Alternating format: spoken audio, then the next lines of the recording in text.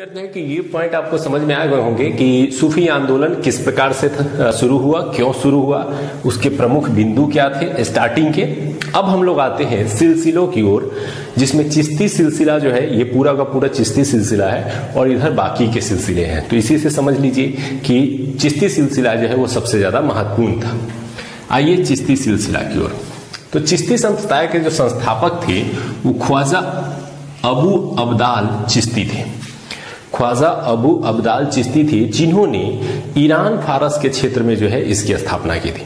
ये भारत में इन्होंने इसकी शुरुआत नहीं की। भारत में इसको लेकर के कौन आए थे? तो ख्वाजा मोइनुद्दीन चिश्ती लेकर के आए थे।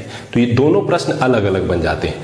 कभी संस्थापक पूछा जा सकता है, कभी पूछा जा सकता है कि भारत में इसके संस्थापक कौन थे, या भारत में चिश्ती सिलसिला का सबसे पहले प्रचार प्रसार किसने किया? तो मोइनुद्दीन चिश्ती। आइए देखते हैं। तो इसके संस्थापक अबू अब्दाल चिश्ती थे, तो ये याद रखेंगे। दूसरा है भारत में इसके संस्थापक के रूप में किन्हें जाना जाता है? तो ख्वाजा मोइनुद्दीन चिश्ती को जाना जाता है। यहां पर एक बिंदु जो आपको और ध्यान रखना चाहिए कि भारत में यह सबसे प्रसिद्ध सिलसिला रहा, इसके अलावा यह सबसे पहला सिलसिला रहा जिसने भारत में प्रवेश किया।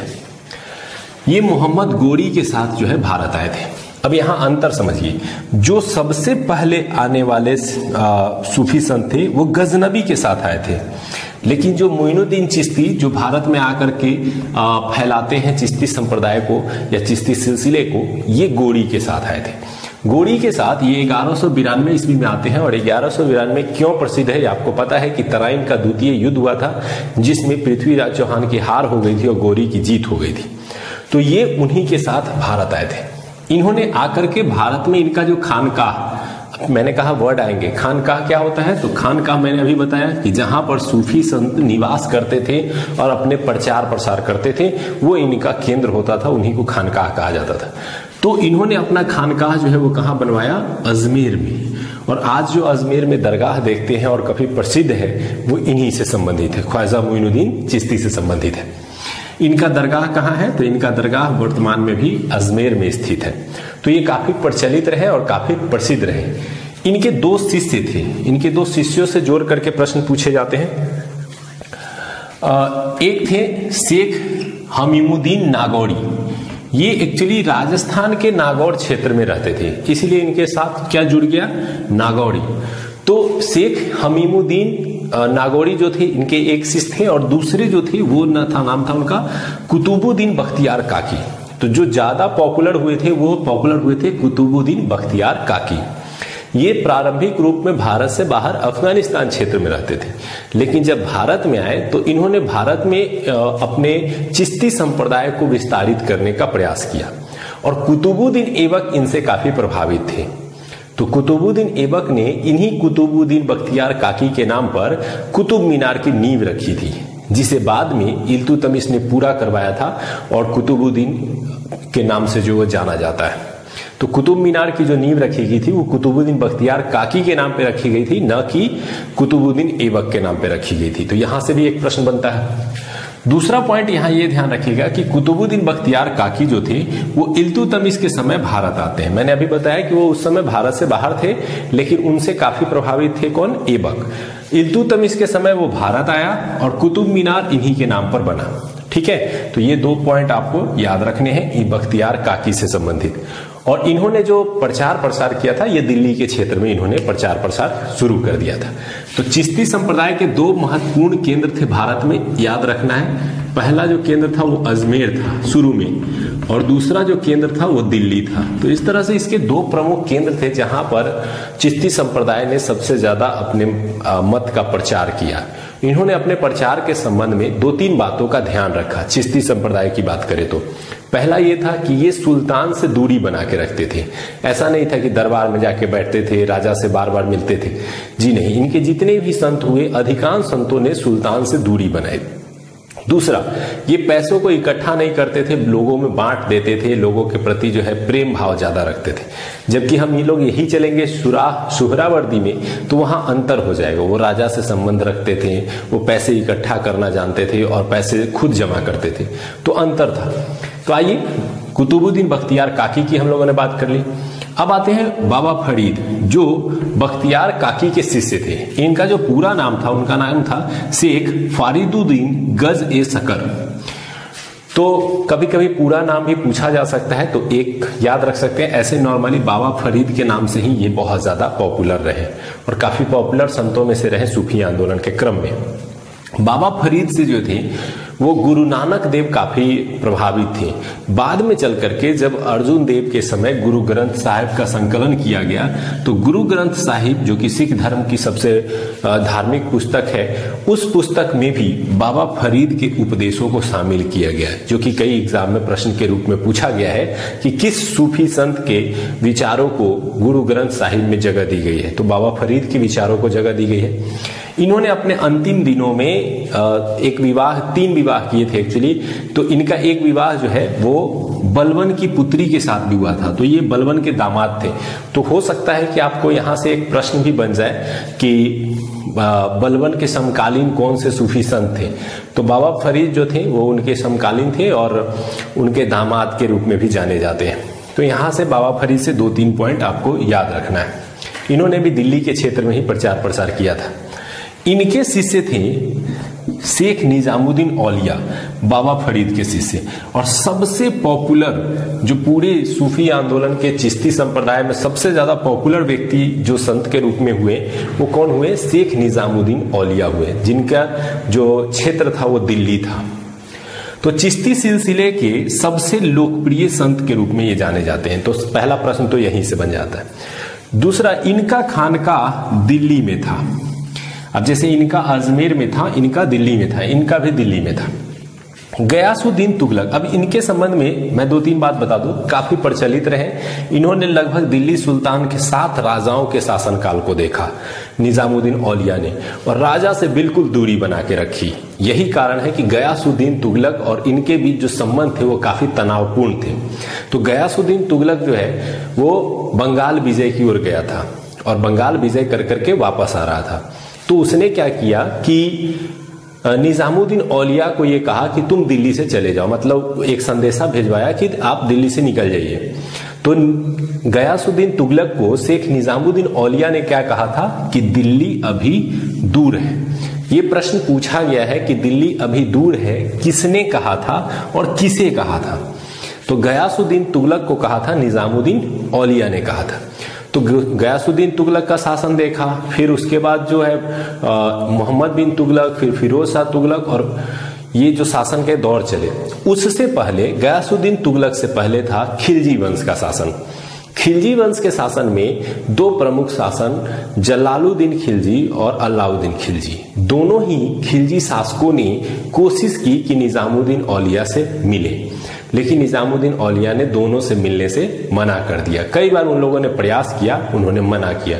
यहां तक कहा गया कि अगर एक कमरे में 2 दरवाजे हो तो वो एक दरवाजे से अंदर आएंगे तो मैं एक दूसरे दरवाजे से बाहर चला जाऊंगा। मैंने अभी बताया कि ये जो चिश्ती सिलसिले के लोग थे या संत थे, उनका मूल उद्देश्य कहीं न कहीं इस्लाम धर्म में शुद्धता लाने का था और राजतंत्र से वो अपने आप को दूर रखने का प्रयास करते थे। तो इसी कारण से उन्होंने अलाउद्दीन खिलजी या जलालुद्दीन खिलजी से मिलना पसंद नहीं किया। तो ये क्वेश्चन ये भी आता है कि किस सूफी संत ने अलाउद्दीन खिलजी और जलालुद्दीन खिलजी से मिलने से मना कर दिया? तो निजामुद्दीन औलिया। अब निजामुद्दीन औलिया के शिष्य थे शेख नसीरुद्दीन चिराग देहलवी। शेख नसीरुद्दीन चिराग देहलवी, ये औलिया ने इनको अपना उत्तराधिकारी घोषित कर दिया था। ऐसे इन्हीं औलिया के शिष्य थे अमीर खुसरो। अमीर खुसरो आपने पढ़ा है कि कई शासकों के दौरान बलबन से लेकर के जो है वो काफी लंबे तुगलक वंश के शासक तक जो है वो एक लंबे शासनकाल तक दरबारी कवि के रूप में बैठा रहा। तो वो अमीर खुसरो भी किसके शिष्य थे? तो शेख निजामुद्दीन औलिया के थे।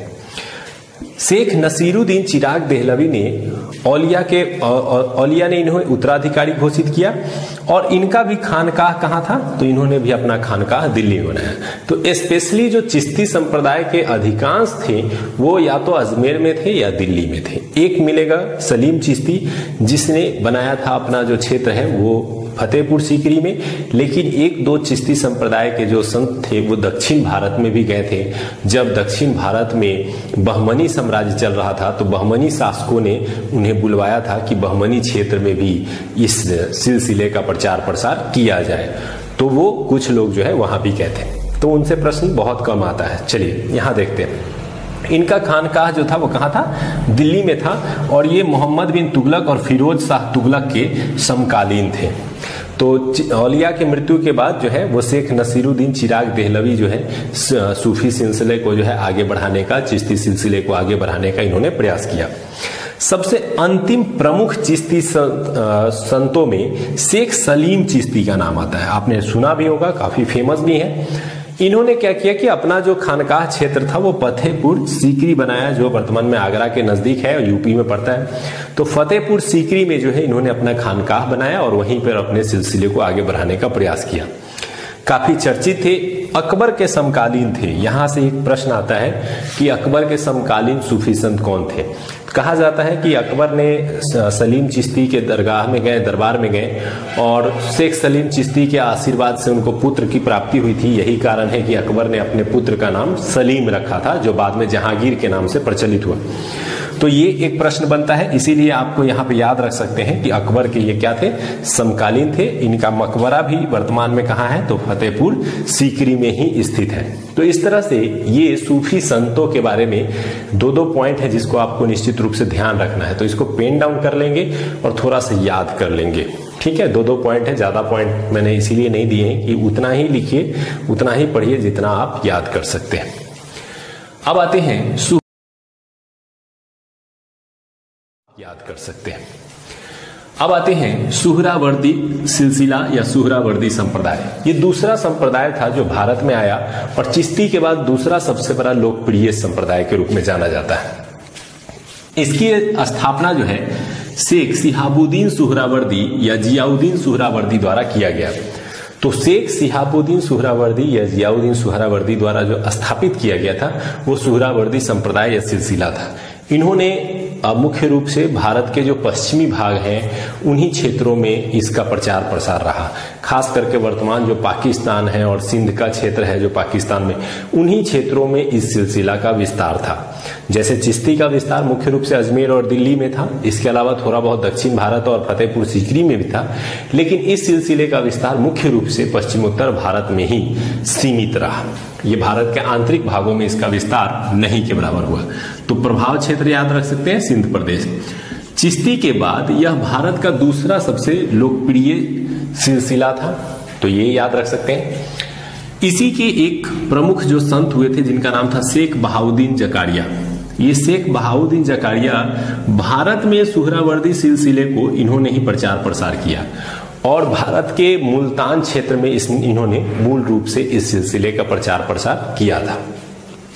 इल्तुतमिश जो कि ताश वंश का एक प्रमुख शासक था ने इनको शेख उल इस्लाम की पद दिया था और उपाधि भी दी थी।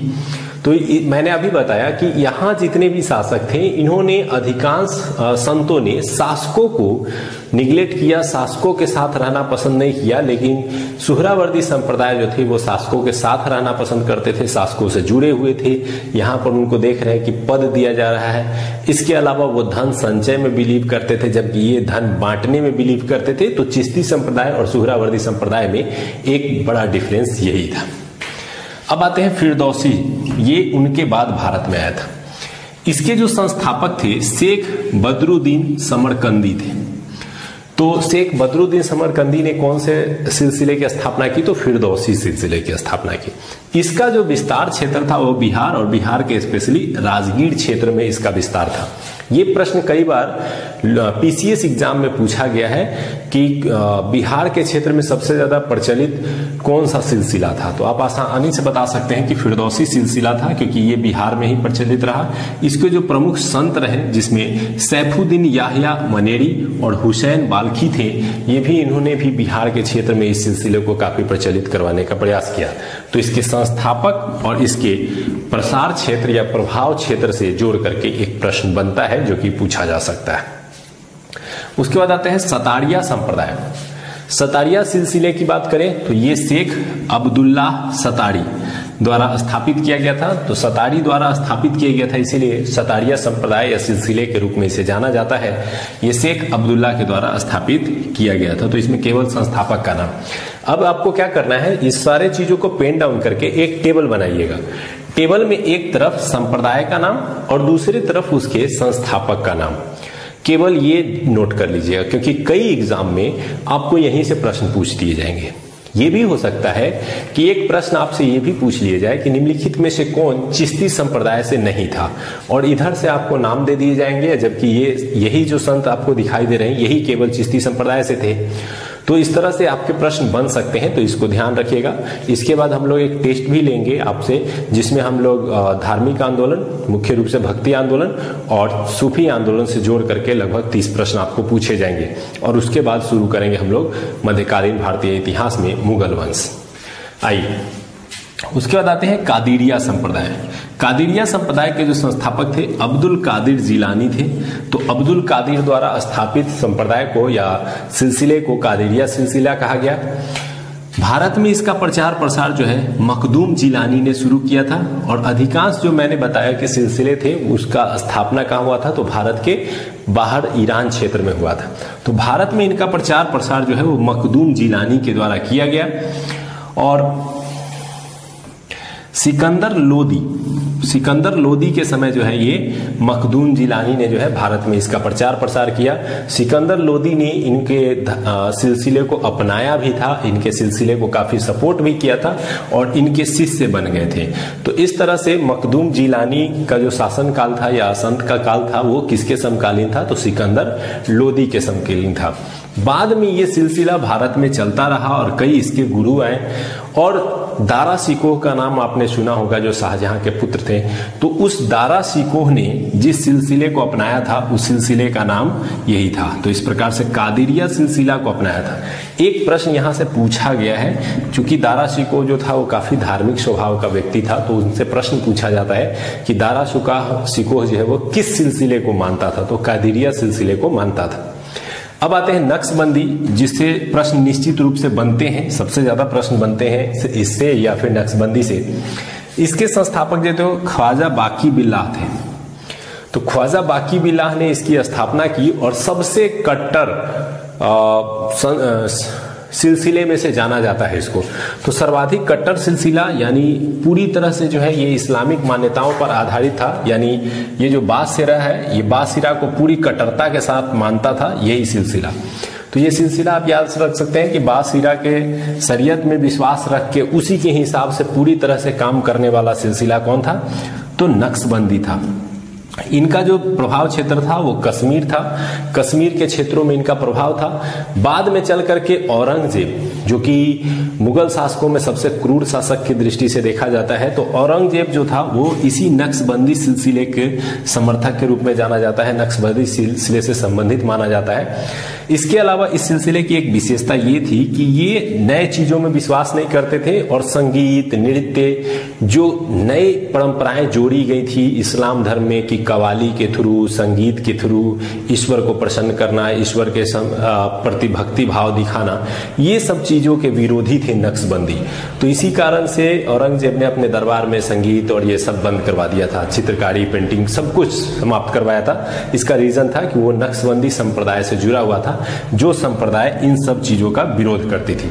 तो इस प्रकार से आज के वीडियो में हम लोगों ने मूल रूप से देखा कि सूफी आंदोलन के संबंध में कुछ प्रमुख स्टार्टिंग बिंदु और भारत में पॉपुलर हुए कुछ प्रमुख सिलसिले जिनसे जोड़ करके प्रश्न पूछे जाते हैं।